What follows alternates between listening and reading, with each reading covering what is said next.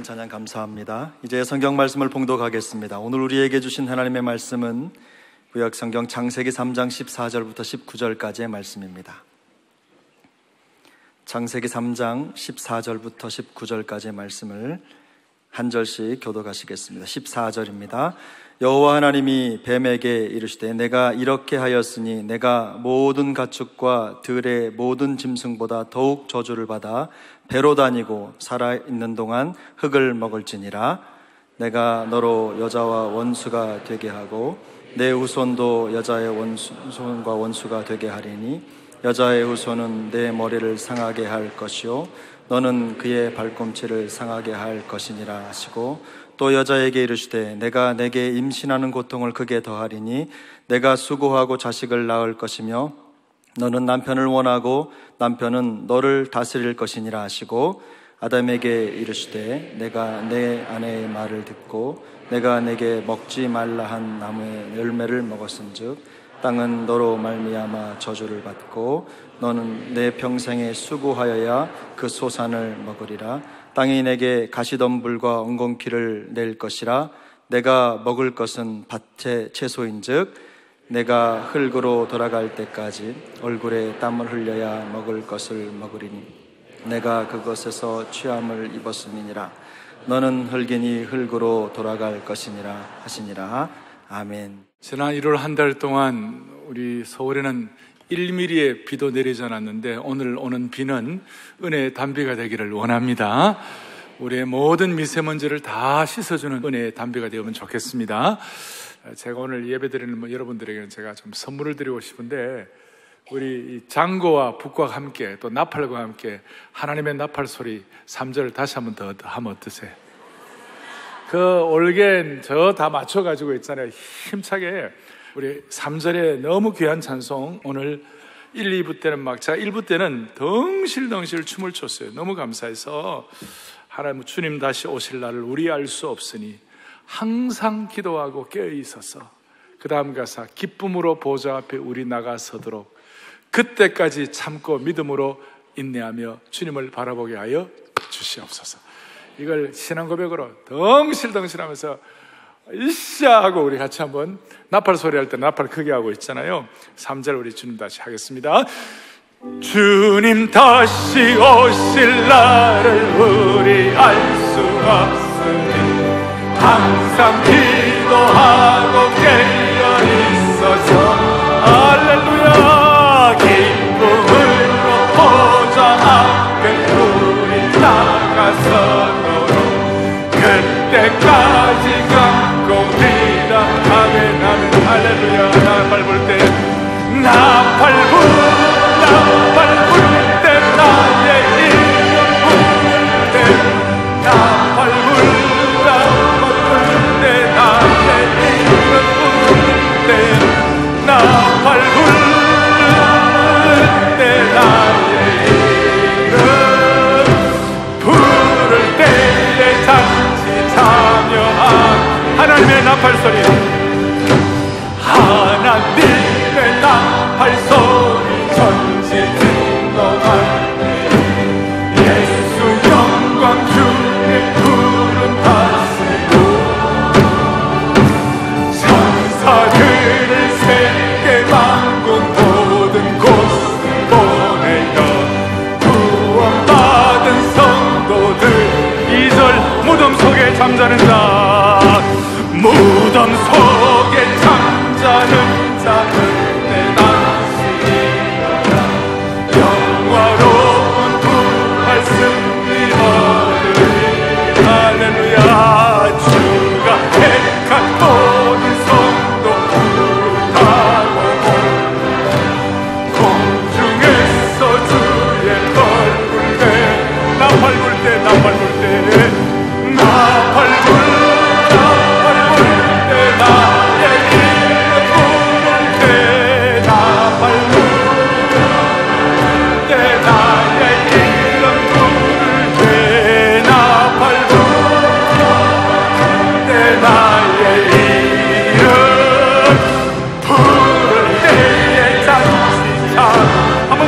다시 오실 날을,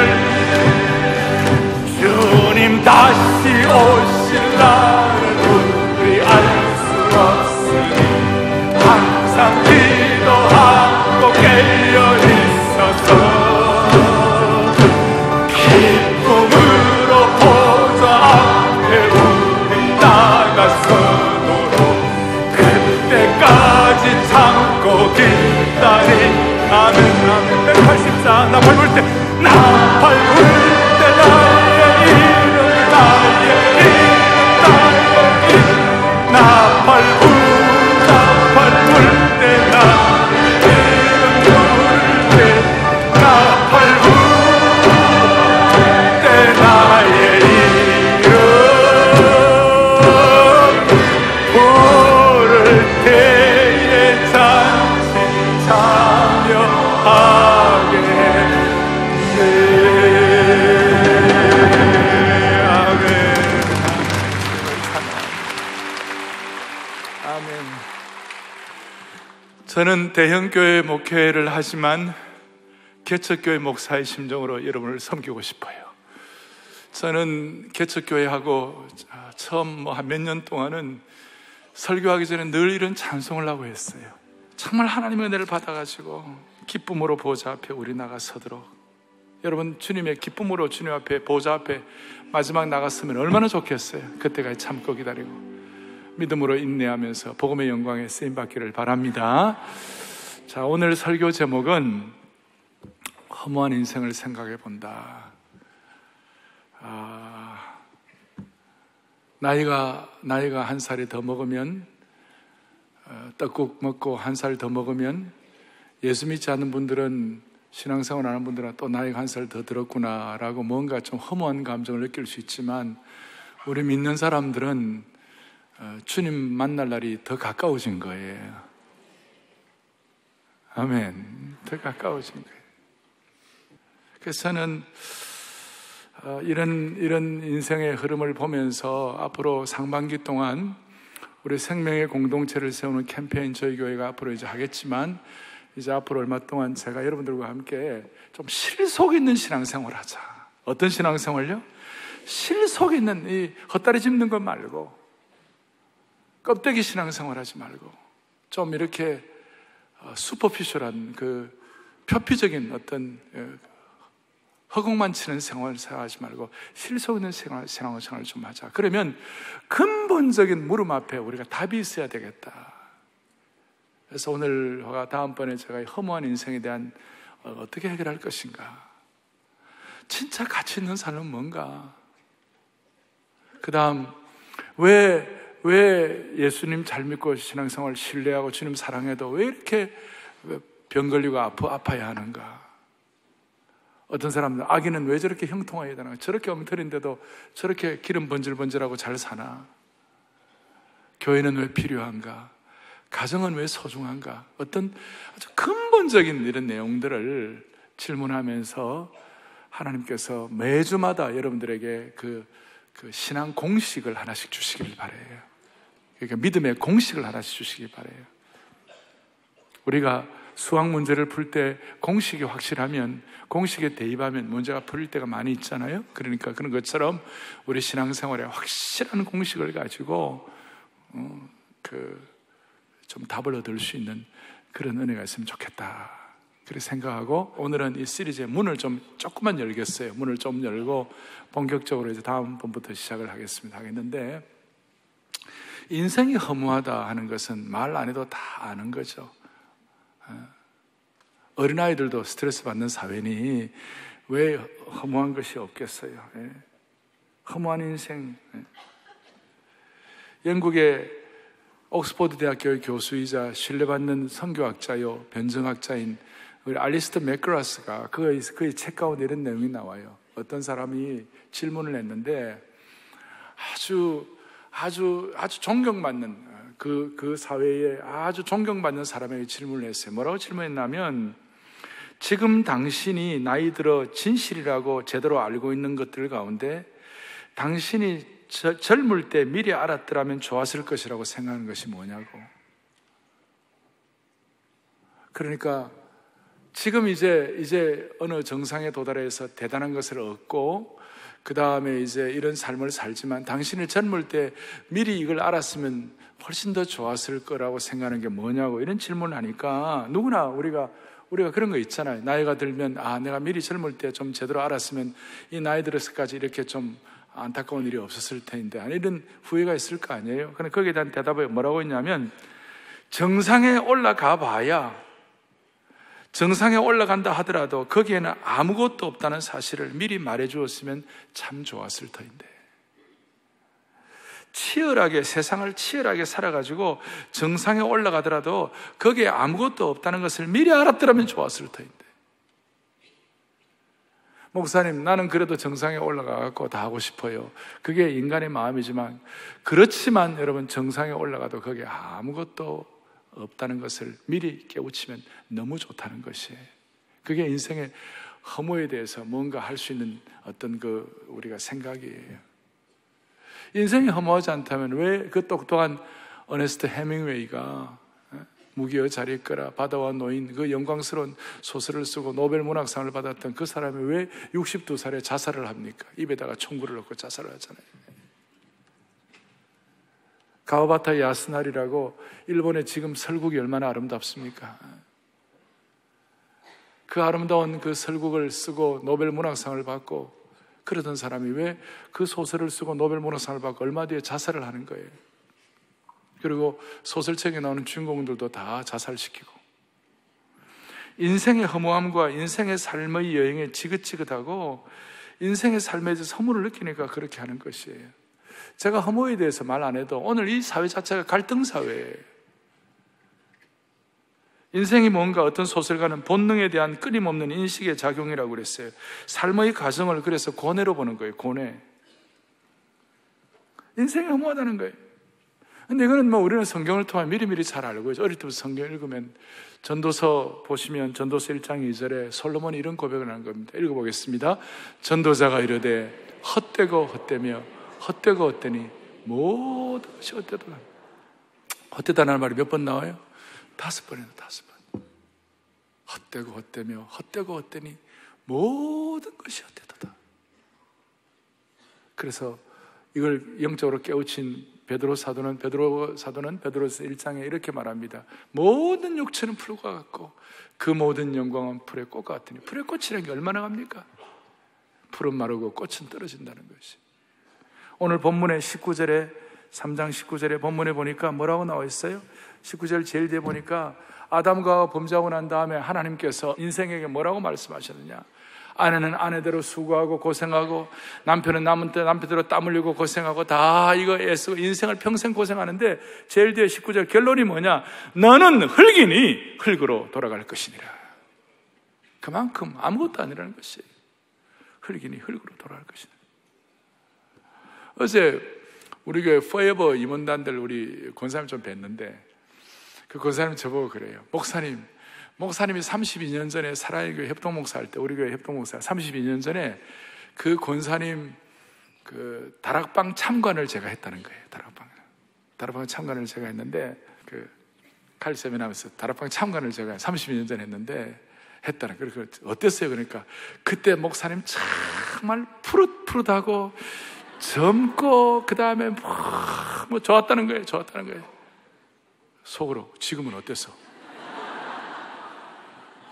내가 제가 말했지만 30년 전에 지금은 어때요, 지금? 그래 내가 속으로는 권사님도 좀 멋있지만 권사님도 여성의 고음이라는 것도 32년이 지나면 또 다 이렇게 조금씩 다 이렇게 다 되는 거 아니에요? 다 되는 거 아니에요? 우리가 예수 믿고 은혜 받고 이렇게 나와서 춤을 추며 찬양하고 예수님 은혜 받고 복음에 대한 영광과 은혜의 눈이 열려있으니까 이런 거지. 모든 인생들은 어떤 인생도 예외가 없이 30년, 40년, 50년 지나면 다 허무한 거 말로도 알 수가 없잖아요. 제가 한 번씩 새색시가 시집 와서 김장 30번만 담그고 나면 다 가고 마는 인생이다. 다 하는 거예요. 우리로 말하면 이런 시간 30번만 지나고 하면 다 가고 마는 인생 아니에요? 어떤 인생도 예외가 없어요. 그래서 이런 허무한 인생 앞에 인생은 두 종류로 철학적인 대명제로 두 종류의 반응을 해서 하나는 뭐냐? 허무주의자가 되는 거예요. 해봐야 별 거 없고 애써봐야 수고 별 거 없다. 그냥 허무주의자가 되는 거예요. 도가사상 이런 것들이 많이 연결되어 있잖아요. 또 하나는 뭐냐면 운명론자가 되는 거예요. 저 인도나 저 아랍 지역에 인샬라 그냥 인샬라 그냥 운명주의자 그냥 내게 내 인생은 운명은 정해졌으니. 그래서 인도의 뭄바이 같은 데 가면요, 그 슬럼가에 20-30만 명이 그 더러운 데서 하수구에서 진짜 있잖아요, 너무 비참하게 살아요. 근데 그 사람들이 한 이틀만 그 인도 북부에서 기차를 타고 저 남쪽 고아 지역으로 내려가면, 거기 가면요 그냥 날씨 좋고 그 다음에 바나나 따먹고 그냥 의하고 살아갈 수 있는데 그걸 안 가는 거예요. 왜? 그냥 거기서 사는 것이 인샬라라는 거예요. 운명주의자예요. 근데 우리는 허무주의자도 아니고, 우리는 운명주의자도 아니고, 우리는 하나님의 섭리주의자들이에요. 우리는 하나님의 사명주의자들이에요. 우리는 복음의 생명주의자들이에요. 우리는 또 다른 차원이 있는 것이에요. 이것이 있기 때문에 우리는 허무한 인생을 극복하는 것이에요. 할렐루야. 다시, 우리는 허무주의자도 아니고 또 뭐예요? 운명주의자도 아니고, 우리는 뭐예요? 하나님의 섭리주의자고 하나님의 복음의 사명주의자가 되기를 바라는 것이에요. 그러면 이제 첫 번째로 생각할 것은, 왜 허무가 왔느냐? 허무는 죄의 결과라는 것이. 다시 한번, 허무는 뭐의 결과예요? 죄의 결과라는 것이에요. 죄의 문제가 해결되지 않으면 허무한 인생을 어떻게 극복할 수 있는 비결이 없어요. 우리가 흔히 죄라고 얘기하면 저 감옥소에 들어갈 만한 죄목 이런 것들을 죄라고 생각하는데, 성경에서 오늘 말하는 죄는 창세기 3장에서 아담과 하와가 불순종하고 난 다음에 제일 큰 죄가 뭐냐면 하나님과의 관계가 끊어진 것이에요. 그리고 하나님과, 다른 말로 하면 소외된 것이에요. 하나님과 멀어진 것이에요. 하나님과 이렇게 완전히 파탄난 거예요. 하나님과의 관계가. 그러면 관계가 끊어지고 멀어지면 그걸로 끝나는 것이 아니라 사람은 말로도 할 수 없는 허물을 갖고 오게 되는 것이에요. 무슨 말이냐면, 이 성경 본문에서 죄는 인간이 하나님으로부터 멀어진 상태, 어려운 말로 소외된 상태라고 말할 수 있어요. 그리고 불순종한 사람에게 제일 먼저 찾아온 것이 뭐냐? 제일 먼저 찾아온 형태가 뭐였냐면 하나님으로부터 숨는 것이었어요. 숨었잖아요. 아담아, 너가 어디 있느냐 그랬을 때 숨었잖아요. 본문에 숨었잖아요. 왜 숨었어요? 숨은 이유가 뭐냐면 부끄러워가지고, 아니 다른 말은 자기가 벌거벗은 것을 자각했기 때문에 숨은 것이에요. 그럼 제가 여쭤보겠어요. 여러분, 아담과 하와가 범죄하기 전에도 벌거벗었어요? 안 벗었어요? 질문하는 거 보면 모르시겠어요? 자, 아담과 하와가 범죄하기 전에도 벌거벗었어요. 그런데 그때는 부끄러움을 느끼지 않았어요. 범죄하기 전에. 그러나 범죄하고 난 다음에 하나님과 소외된 상태가 되고 난 다음부터 부끄러워졌어요. 그래서 숨어버렸어요. 본래 하나님은 사람을 하나님의 걸작품으로 만들었어요. 그리고 사람은 하나님의 창조의 면류관으로 지어진 인간이었지만 벌거벗은 존재로, 어떻게 보면 연약한 존재예요. 타락 전에는 연약한 존재라도 벌거벗었어도 아무런 문제가 없었어요. 약하지만 하나님과의 관계를 제대로 해서 살아가기 때문에 약함이 오히려 하나님께 사랑받는 이유가 될 수가 있었던 것이에요.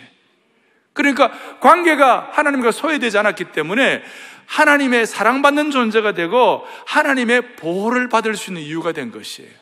약하면 약할수록, 벌거벗었으면 벌거벗을수록, 우리가 범죄하기 전에는 하나님이 우리를 보호하시니까, 하나님과의 관계가 바로 되어 있으니까 그것이 우리에게는 그게 수치스러운 것이 아니에요.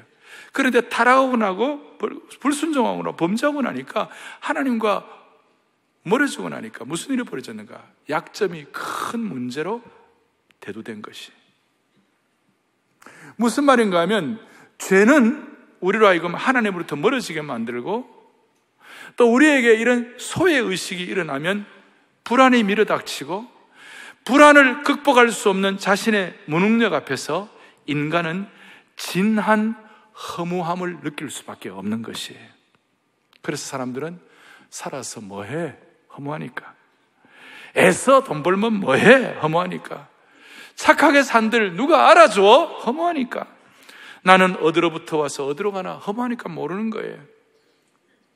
이래봬도 눈 깜짝할 만한 사이에 저래봬도 없어지는 인생이니까 아무런 목적이 없구나. 그래서 그 하나님으로부터 멀어진 그 텅 빈 공간, 하나님과 소외되어 생긴 그 텅 빈 공간을 하나님과의 관계를 회복해가지고 다시 우리 식으로 복음으로 회복돼가지고 해결하려고 하지 아니하고 자기의 힘과 자기가 만든 것으로 그 텅 빈 공간을 메꾸려고 노력하는 것이, 예컨대 돈을 갖고 채우려고, 물질 갖고 채우려고 그러고, 로맨스를 가지고 채우려고 그러고, 월커홀릭으로 일로 채우려고 그러고, 어떤 판타지 이런 걸로 채우려고 하고, 중독 혹은 이념, 신념, 지성, 도덕, 철학 이런 것들로 그 텅 빈 공간을 채우려고 꾸역꾸역 넣어서 채우려고 하는 거예요. 그렇다고 해서 그 공간이 메워지겠습니까?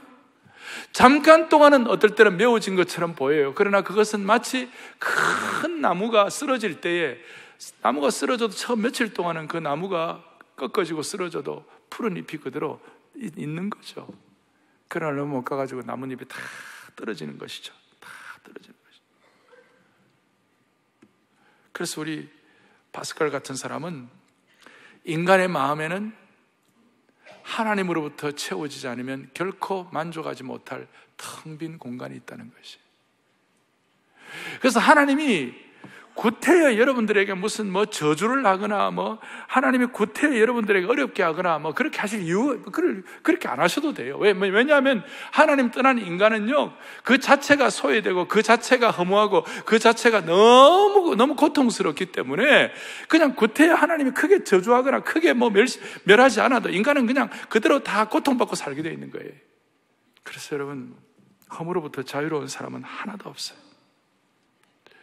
대음악가일수록, 대공연을 하는 사람, 가수일수록 여러분 큰 공연을 하고 성공리에 마치고 난 다음에 자기 나중에 되기 싫어하고 엉엉 우는 사람들이 있어요. 너무 허전해가지고. 대성공을 한 사람일수록, 정상에 올라갈수록 아무것도 없는 것을 절감하는 것이. 이 인생이 있잖아요. 하나님과 소외되었을 때는 어쩔 수가 없는 거예요. 텅 빈 공간을 하나님이 저주 안 하도 우리는 허무하게 짝이 없는 거예요. 하나님과 회복이 안 되면. 다시 한번 여러분 아멘인 줄 믿습니다. 그런데 우리 하나님은 인간을 텅 빈 존재로 만들지 않으시고, 우리 하나님은 본래 거기에 텅 빈 공간에 하나님의 은혜로 채우는 데는 우리 하나님의 최고의 전문이 있어요. 앞에 창세기 1장에 보면 텅 빈 공간에 해와 달과 별을 채우시고, 물에는 물고기를 가득 채워주시고, 육지에는 식물들로 채워주시고, 땅 위에는 각기 그 종류대로 동물들로 채워주시고, 심지어 흙으로 사람을 만들었는데 흙에다가 하나님의 생기로 채워주신 주님을 찬양합니다. 채워주시는 분이세요. 채워주시는 분이에요.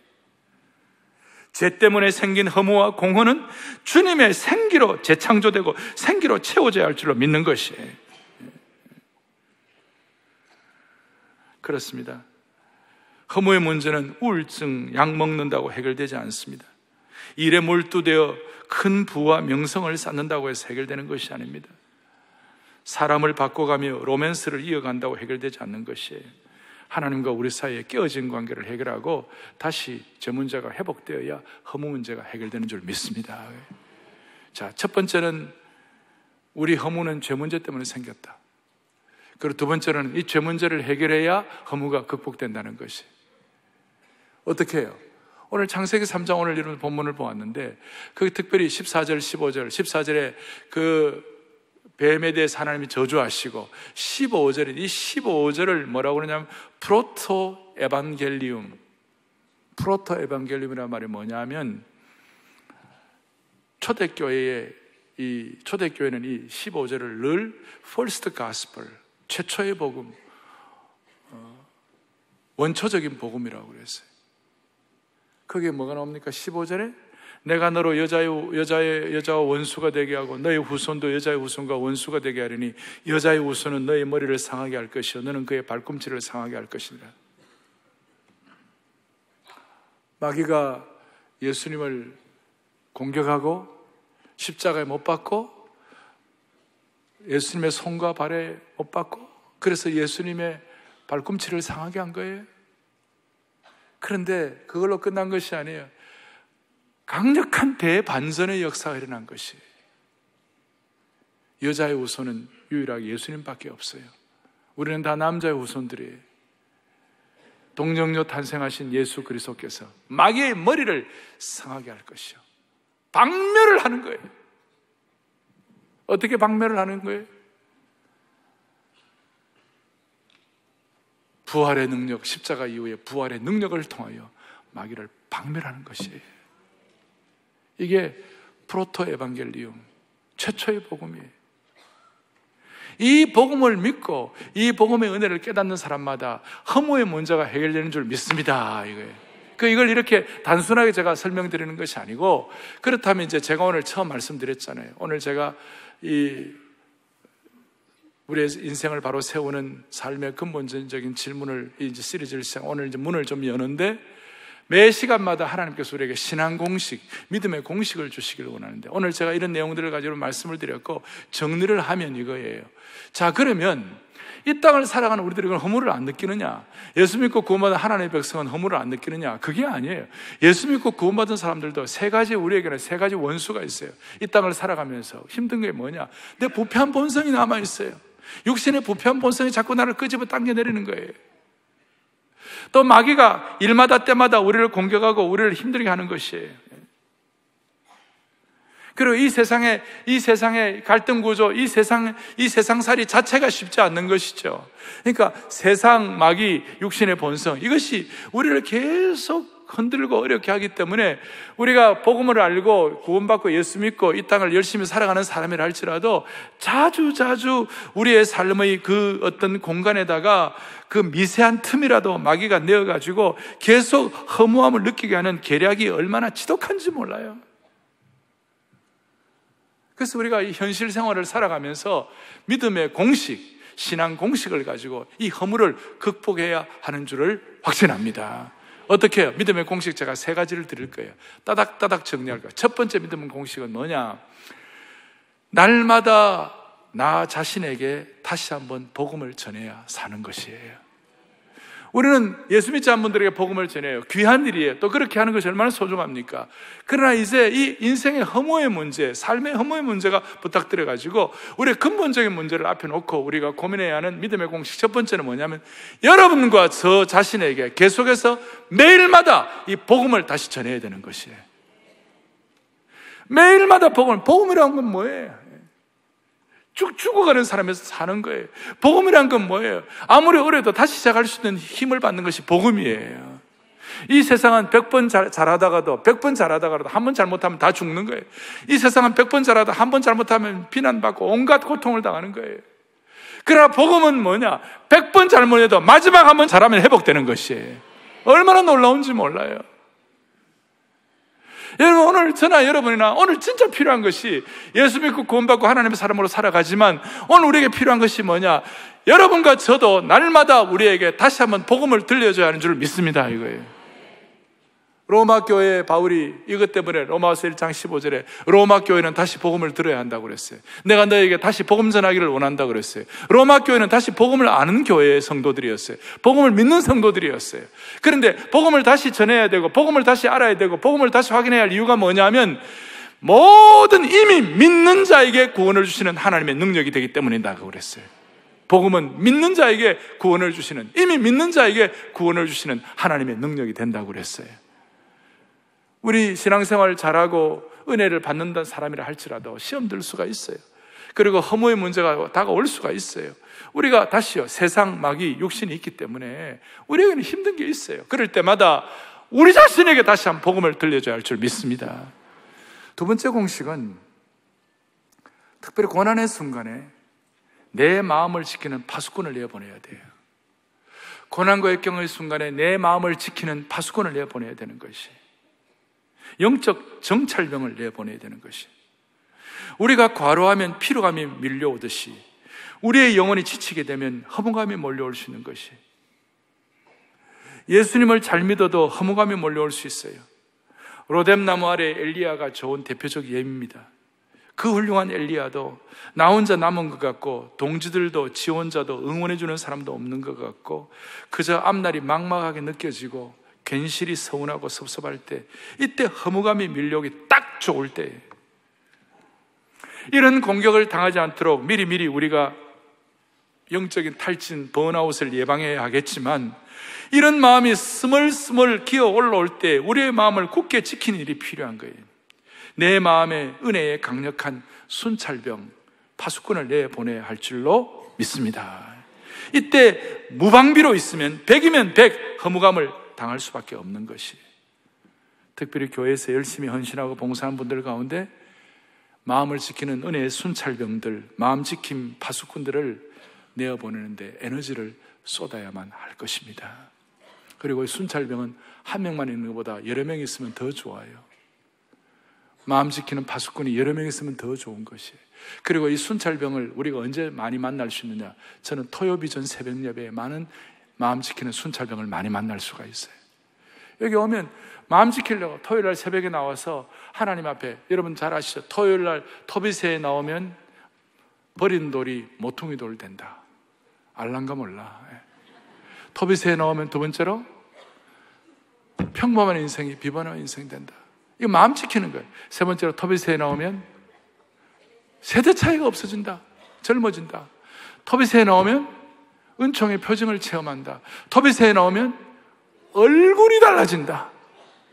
토비새에 나오면 한국교회의 강점을 배우게 된다. 오늘 하나 더 추가하면 토비새에 나오면 인생의 허물을 극복할 수가 있다. 우리가 마음 지키는 거예요. 여기서 순찰병을 서로 내보내는 것이. 그렇게 할 때에 하나님 앞에서 우리의 마음을 지킴으로 말미암아, 다윗은 자주자주 자기가 인생이 허무해지려고 힘들 때마다 자기의 마음의 국경선에다가 순찰병을 내보냈어요. 마음 지키는 걸 보냈어요. 찬양과 기도로, 정직과 성실로 하나님께서 나를 지켜달라고 그렇게 소원했어요. 이러한 여러분 고난의 시기에 마음을 지킬 수 있는 파수꾼을 파송할 수 있고 영적인 정찰병을 해가지고 여러분들의 마음을 지키는 축복을 주시기 바라는 것이에요. 그래야 허물을 극복할 수 있어요. 공식 2예요. 공식 3, 세 번째 공식은 뭐냐? 내 목숨보다 더 큰 사명에 사로잡히면 되는 것이에요. 적극적으로 내 인생의 목표, 의미를 다시 확인하고 그것을 성취하려고 하는 삶의 태도를 끌어올려야만 되는 것이에요. 여러분 데마를 보세요. 데마는 한때는 바울과 함께 동력할 정도로, 바울과 함께 감옥을 갈 정도로 대단한 그런 신앙생활을 했지만 나중에 바울의 마지막을 보니까 이제는 순교당할 것 같고 아무런 뭐가 없을 것 같으니까 배신하고 도망가 버렸어요. 데마가 왜 그랬을까? 신앙의 절개를 지키지 못하고, 신앙의 절개를 지키지 못한 이유는 더 큰 사명에 사로잡히는 것이 없었으니까. 더 큰 생애의 목표에 사로잡혀가지고 포부의 수레를 그리스도에게 메고 집중적으로 달려가는 것이 없었으니까. 저와 여러분은 끝까지 한결같이 더 큰 생애의 목적과 비전과 사명에 사로잡힌 그야말로 허무주의자나 운명주의자가 아니라 이 사명주의자가 될 수 있는 축복을 주시기를 바라는 것이에요. 그래서 제가 늘 말씀한 대로 사명이 목숨보다 중요하다. 오직 한 번뿐인 인생 속히 지나가리라. 오직 그리스도를 위한 일만이 영원하리라. 한결같이 예외가 없어요. 세 번째 공식이에요. 하나님 우리에게 더 큰 생의 목적에 사로잡히게 하여 주시옵소서. 더 큰 생의 목적에 사로잡힌 사람의 대표가 바울이에요. 바울이 그가 고백한 이 사도행전 20장 24절에 여러분들 너무너무 잘 알아요. 이 바울의 고백 앞에는 허무의 공격이 어떤 틈도 벌어지지 못할 정도로 강력한 사명에 사로잡힌 고백이 나와 있는 것이에요. 사도행전 20장 24절을 다 같이 또박또박 같이 보겠습니다. 내가 달려갈 길과 주 예수께 받은 사명 곧 하나님의 은혜의 복음을 증언한 일을 마치려 하면은 나의 생명조차 조금도 귀한 것으로 여기지 아니하노라. 할렐루야. 이 말씀에는 조금이라도 허무의 흔적이 묻어 있지 않아요. 전혀 그런 기색이 없어요. 그의 인생 자체보다도 그의 부족함보다도 더 큰 삶의 목적에 붙들린 사람에게서만 나올 수 있는 바위를 뚫어버릴 듯한 강력한 선포가 있는 것이에요. 자신의 삶에 자기를 뛰어넘는 더 고상하고 더 우수하고 더 말할 수 없는 크고 놀라운 사명과 하나님 앞에 쓰임받는 것에 대해서 만족하는 인생의 큰 고백을 볼 수가 있는 것이에요. 그리고 이것은 바울로만 끝나는 것이 아니라 바울을 따랐던 디모데와 실라에게 이것이 계승이 되게 하시고 브리스길라와 아굴라와 같은 사람에게 이 사명에 다 매어 사는 것에 대해서 그들에게 전념이 되니까 브리스길라는 아름다운 저력을 지닌 인생이 되고 아굴라는 독수리처럼 담대하고 담력이 있고 비상하는 그런 축복을 받게 되어 허무함이 감히 범접하지 못하도록 만들어 주신 주님을 찬양하는 것이에요. 사랑하는 교우들이여, 우리는 살다 보면 허무할 수 있습니다. 그런데 오늘 세 가지 공식을 대입하여 여러분들의 귀에다가 그 허무의 소리가 아니라 강력한 사명의 소리, 강력한 하나님이 채워주시는 그 충만의 소리, 강력한 복음의 생명의 소리가 여러분들의 귀에 모노 시스템이 아니라 돌비 시스템으로, 서라운딩 시스템으로 확 들려지기를 바라는 것이에요. 인도네시아의 어떤 도시에 화란에서 온 음악팀들이 와가지고 클래식 음악을 들려줬어요. 그런데 인도네시아 그 소도시니까 그 클래식 음악을 잘 모르잖아요. 근데 앞에서 이제 현악 사중주단이 왔는데 한 열 몇 명이 바이올린, 제일 바이올린 몇 대하고 비올라, 첼로, 더블 베이스 이렇게 해가지고 하고 쫙 하는데 너무 잘했어요. 브람스와 맨델스존 이런 걸 하는데, 그런데 앞엔 청중들 가운데 애들은 좀 잘 못 알아듣더라고요. 애들 보고 나오라고, 강단위에 좀 올라오라고. 그래서 애들을 몇십 명을 중간에 놓고 그 열 몇 명의 현악 연주자들이 이렇게 돌비 시스템처럼 쭉 서가지고 있잖아요. 이렇게 에워싸가지고 거기서 들려주더라고. 그러니까 애들이 깜짝 놀란 거예요. 어때? 그러니까 훨씬 잘 들린다고. 막 그 모노에서 스테레오로, 돌비 시스템으로, 서라운딩 시스템으로 막 들린다고. 제가 왜 이 말씀을 드립니까? 이런 말씀들 들을 때 여러분 모노로 듣지 말고, 여러분 이것이 내게 완전히 서라운딩 시스템으로 들려지기를 바라는 것이에요. 어떤 연주자를 세워야 합니까? 내게 복음을 전하는 연주자를 세워주세요. 내 마음을 지키는, 어려울 때 마음 지키는 파수꾼을 세워주세요. 그리고 더 큰 생애의 목적에 사로잡히는 사명자의 삶을 세워주세요. 그래가지고 서라운딩 시스템으로 들을 때, 하나님의 은혜로 채울 때 어떤 허무의 크랙도, 허무의 어떤 금도 우리를 어떻게 할 수 없을 정도로 단단한 고백을 할 수 있도록 축복해 주시기를 바라는 것입니다. 시편 29편 11절을 다 같이 우리가 또박또박 합독하고 말씀을 마무리하겠습니다. 같이 보겠습니다. 여호와께서 자기 백성에게 힘을 주시며 여호와께서 자기 백성에게 평강의 복을 주시리라. 아멘. 제가 좀 마음이 답답할 때마다 하나님이 저에게 주시는 귀한 말씀 중에 하나예요. 여호와께서 자기 백성에게 힘을 주신다고 그랬어요. 우리는 예수님의 피로 하나님의 백성이 된 것이에요. 어떻게 보면 하나님이 그렇게 삼아주신 거예요. 여호와께서 자기 백성에게 평강의 복을 주신다고 그랬어요. 좀 답답한 일일 수 있고 가족들끼리 좀 힘든 일이 있어도 하나님이 하나님의 백성에게 주신 힘과 평강의 복으로 가득 채우세요. 그리고 남들이 알지 못하는 마음의 여유를 가지고 다 이렇게 담담하게 잘 이겨낼 수 있는 힘을 주시기를 바랍니다. 가슴에 손을 얹겠습니다. 주님, 허무한 인생에게 복음의 능력을 주시고 이 복음의 능력을 통해서 하나님의 백성에게 주시는 힘과 평강의 복을 모든 성도들이 누리게 하여 주옵소서. 우리 주 예수 그리스도를 받들어 간절히 기도 올리옵나이다. 아멘.